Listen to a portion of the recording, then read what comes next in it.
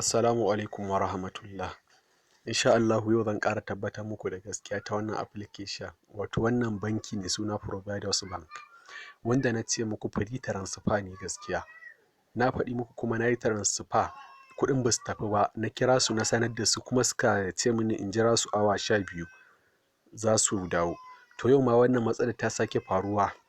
Na yi transfer zuwa wani Palmpay application, zan tura kuɗi ciki ba su tafi ba. To mu shiga cikin application ɗin.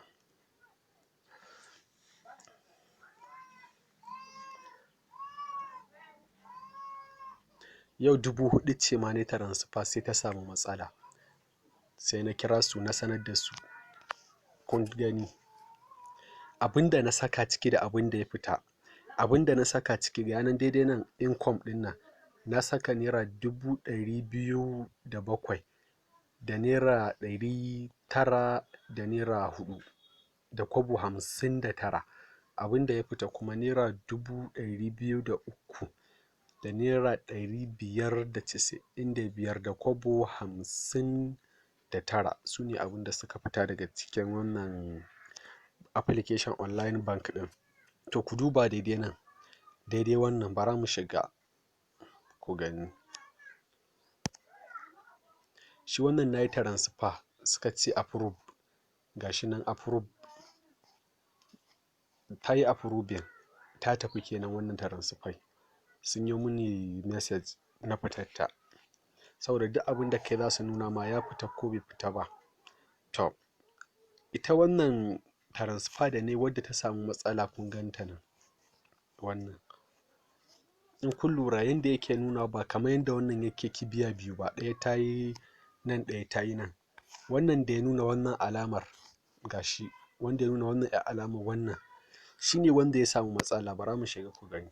Kun gani reverse transaction status, gashi nan reverse. Ta yi reverse ne, naira 4,000 ce ta yi reverse. Na tura ma wannan gashi nan Idris Isiyaku, na tura shi a cikin application ɗin Palmpay nashi. Kuɗin ba su zo ba, ba su fita ba.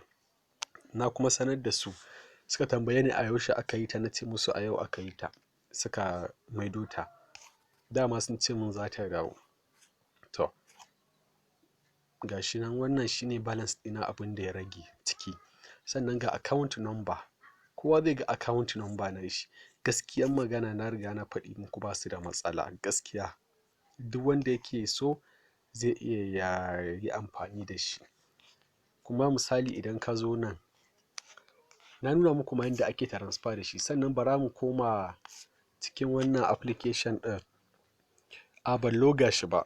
Wannan ban yi login ɗin shi ba, amma da yake na yi ma wayar restore ne. To na yi wannan ne don ƙara tabbatar muku. Masu so su buɗe sai su buɗe. Sannan ga referral code nawa. Duk wanda zai buɗe amfani da wannan referral code ɗin, ga ta nan. Wannan ita ce referral code ɗina. Duk wanda zai buɗe ya aiki da ita. Ga yanan HI261X. In ka zo sai ka yi screenshot kawai haka. Da ka yi screenshot za ta tafi. Sai ka diba inda ka ji kana cikewa inda aka sama referral code sai ka sata.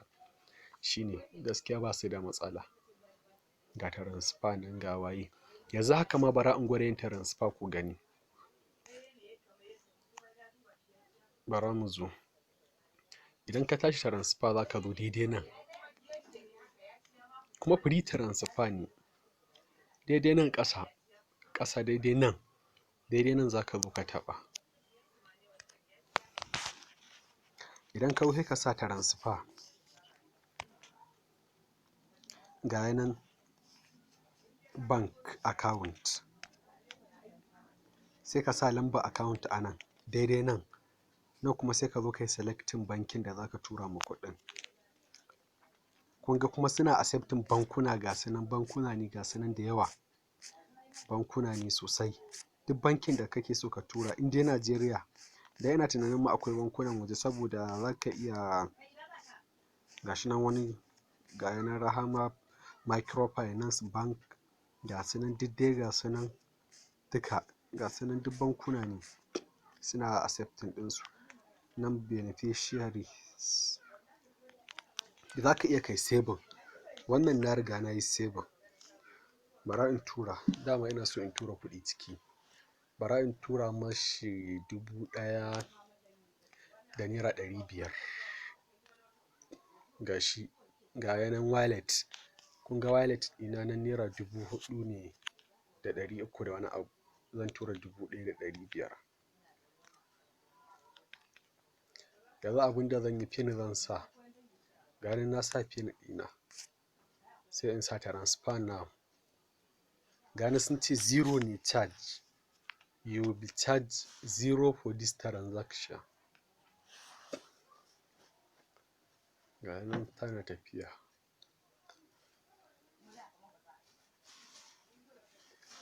Yana da kyau mutane su rika amfani da irin wannan. Ka gani transfer, pound transfer successful, sai in sa done. Shikenan. Kun ga abin da ya ragu cikin balance ɗina nan 2800 da wani abu. Gashi nan. Ga nan kun gani ya nuna kibiya 2. Shi kuma wannan da yake basu ne. Gashi nan ya dawo ya juya haka.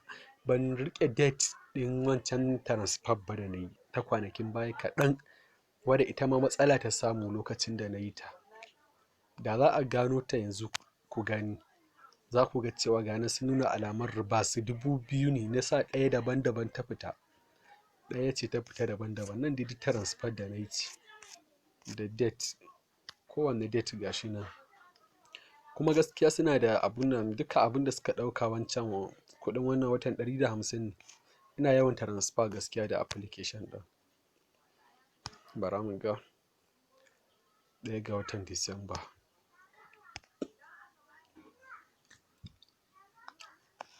Ban riƙe date ɗin da wannan matsalar ta faru ba, amma da kun gani ribas. Ga nan kuɗin da na tura, nan na tura 4000, nan 500 da wani abu, nan 2000, nan 2000. Gashi nan duk transfer ce aka yi. Yana da kyau mutane su ɗauko shi gaskiya su yi amfani da shi.